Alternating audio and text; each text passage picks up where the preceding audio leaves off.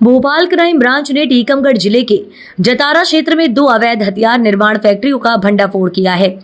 Police commissioner Harinarayan चारे मिश्र ने मामले का खुलासा करते हुए जानकारी दी कि आरोपी परिवार पीढ़ियों से अवैध हथियार बनाने और सप्लाई करने का काम कर रहा है।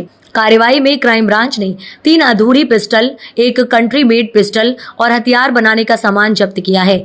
जांच में सामने आया है कि यह धंधा कई दशकों से परिवार के स्तर पर पीढ़ी दर पीढ़ी चल रहा था। क्राइम ब्रांच को सूचना मिली थी कि कुछ शातिर अपराधी वाहन चोरी और अवैध हथियार के कारोबार से जुड़े हैं।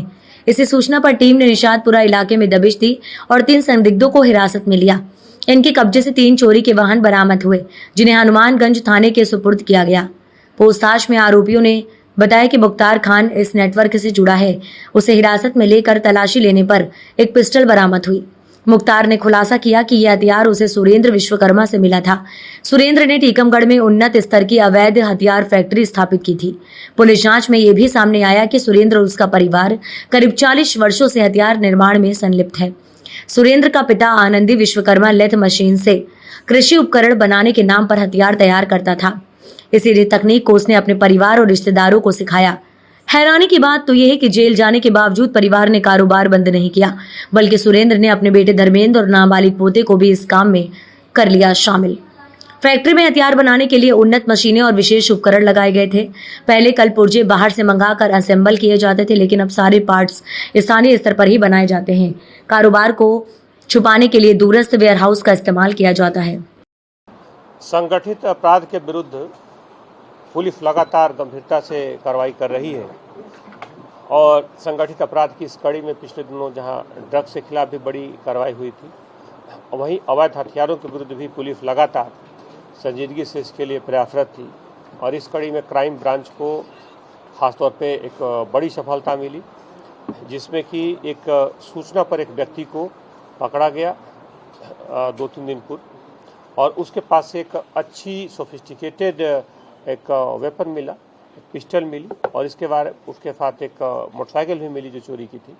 पुलिस ने जब उससे डिटेल्स में बात की, उससे रिमांड पर लेकर और जानकारियां निकाली, तो पता चला कि वो एक जगह से, टीकमगढ़ क्षेत्र में एक जगह से वो पूरी पिस्टल वहां से लाता है और अपराधियों को देता है। इस मुद्दे पर पूरी एक टीम भेजी गई। उसने वहां पर जब पूरे अनुसंधान के बाद उस पूरे गैंग को पकड़ा, तो वहां पर एक कृषि उपकरणों का एक छोटा सा औद्योगिक कुटीर उद्योग की किस्म का एक विकसित एक क्षेत्र दिखा, जिसे पुलिस ने जब तस्दीक की तो एक्चुअली वो कुटीर उद्योग और खासतौर पर कृषि उपकरणों की आड़ में हथियारों को बनाने की फैक्ट्री थी, जिसमें खासतौर पर पिस्टल बनते थे।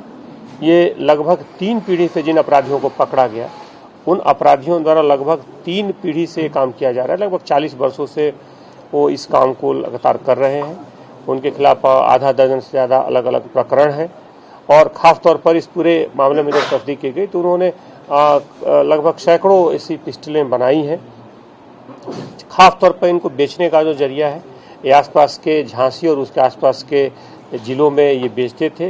इनका एक अंतर्राज्यीय नेटवर्क है, जिसमें इन पिस्टलों को एक परिष्कृत किस्म के पिस्टल्स हैं जिनको अपराधियों तक पहुंचाते थे। खासतौर पे सीमावर्ती इलाकों का फ़ायदा उठाते हुए सीमावर्ती इलाके का ये दूसरे सीमा पार के जो दूसरे खासतौर पे राज्य के दूसरे तरफ जो कुछ अपराधी थे, और इसमें झांसी के कुछ ऐसे लोगों का नाम आया है जिनसे इनका संपर्क था। बहरहाल इनको पकड़ लिया गया है। इनके एक निशानदेही पर फिर एक दूसरी जगह की भी सूचना मिली जहाँ पर बनाया था। दूसरे गाँव में पुलिस ने 2 जगहों पर अलग अलग कार्रवाई की।